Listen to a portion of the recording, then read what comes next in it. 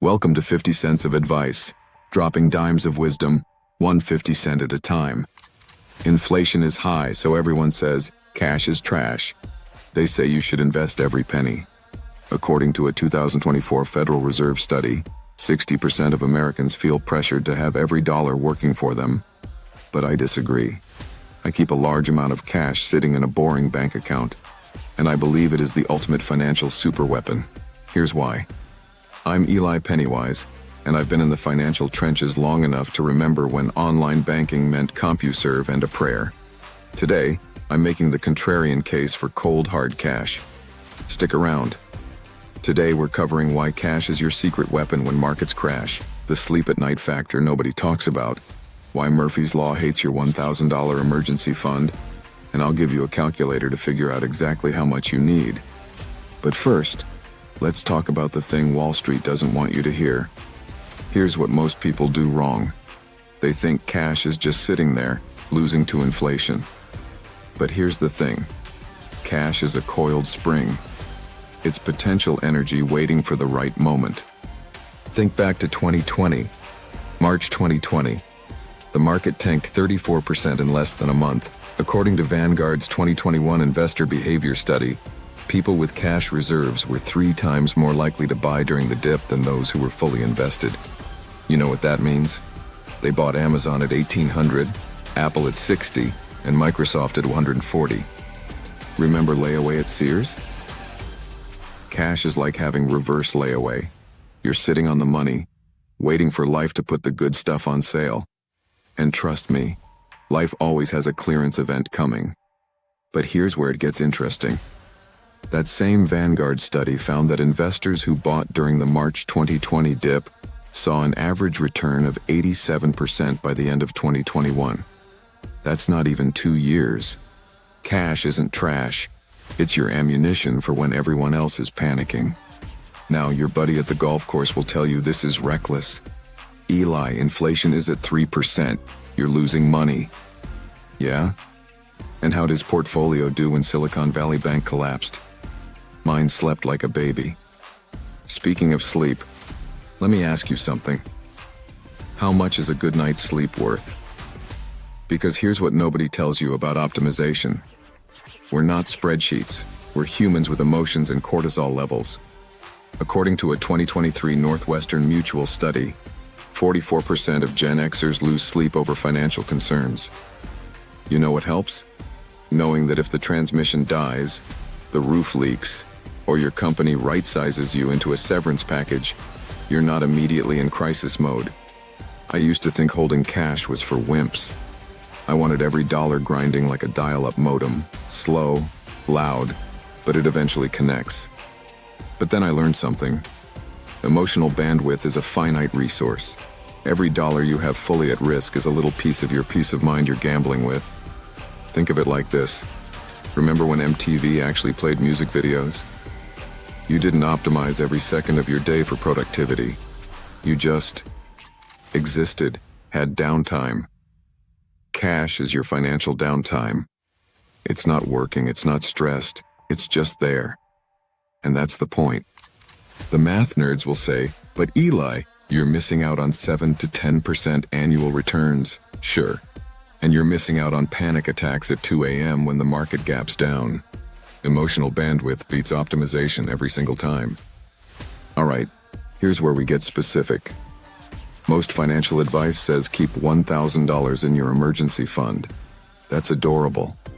That's 1995 advice living in a 2026 world. According to the Federal Reserve's 2024 Survey of Household Economics, the median emergency expense for Americans aged 45 to 65 is $5,800. Not $1,000, $5,800. And that's just one emergency. Murphy's Law states that anything that can go wrong will go wrong. But Murphy was an optimist. Things go wrong in clusters. The car breaks down the same week the water heater dies, the same month your kid needs braces. So here's the real number, 6 to 12 months of expenses, not income, expenses. If you spend $4,000 a month, you need $24,000 to $48,000 in liquid accessible funds. I can hear you choking on your coffee. Stay with me. A 2024 Bankrate study found that 57% of Americans couldn't cover a $1,000 emergency with savings. But here's what they don't tell you. Those same people are paying 24% APR on credit cards to cover what cash would have handled. You're not losing to inflation at 3%. You're losing to debt at 24%. Do that math. Now this is where it gets good. Let me paint you a picture from the before times. March 2020. Everything shut down. Remember toilet paper hoarding? Remember wondering if your job was essential?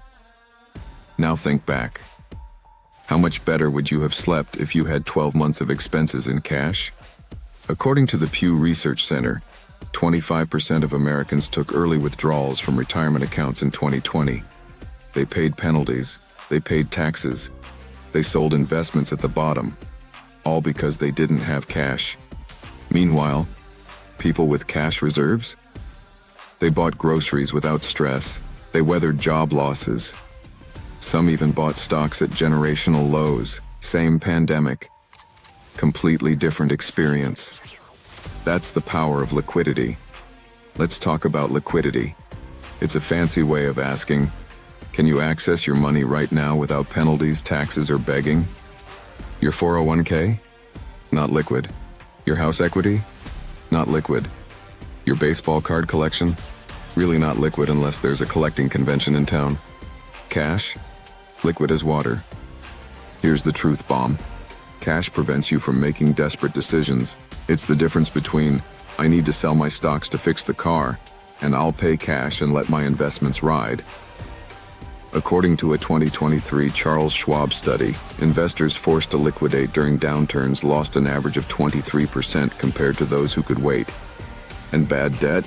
Credit card debt is the financial equivalent of quicksand. The average credit card APR hit 24.37% in 2024, according to the Federal Reserve. That's not a loan. That's a hostage situation.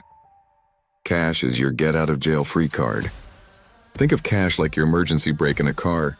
You don't use it every day, but when you need it, you really need it. And you don't want to find out it doesn't work when you're rolling backward down a hill.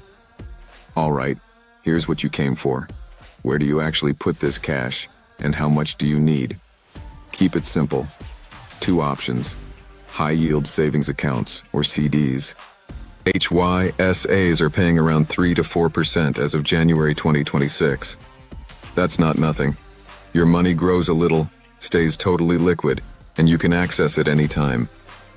Think Ally, Marcus, or your local credit union's high-yield option. CDs lock your money up for 6 months to 5 years, but pay slightly higher rates. Good for the portion of your emergency fund you're sure you won't touch. Maybe you ladder them.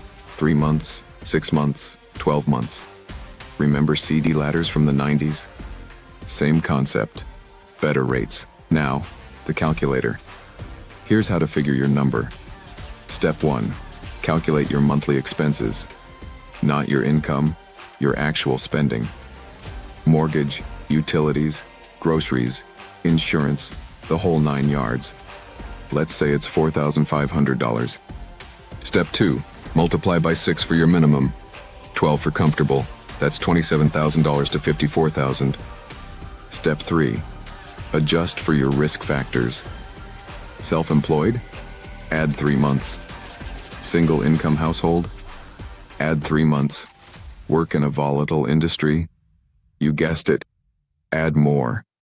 Using these guidelines and a 3.5% HYSA rate, your cash isn't trash, it's earning while protecting you. So here's what we covered. 1. Cash is your opportunity fund. Ammunition for when life goes on sale. 2. Emotional bandwidth beats mathematical optimization every time. 3. Murphy's Law works in clusters. $1,000 isn't enough anymore. 4. Liquidity is power, and debt is quicksand. If you found this helpful, hit that subscribe button. I post no BS financial strategies for Gen X and Boomers every week. And remember, cash isn't trash. It's your financial oxygen. Don't let anyone shame you for breathing. I'm Eli Pennywise, and that's your 50 cents of advice. Keep the change.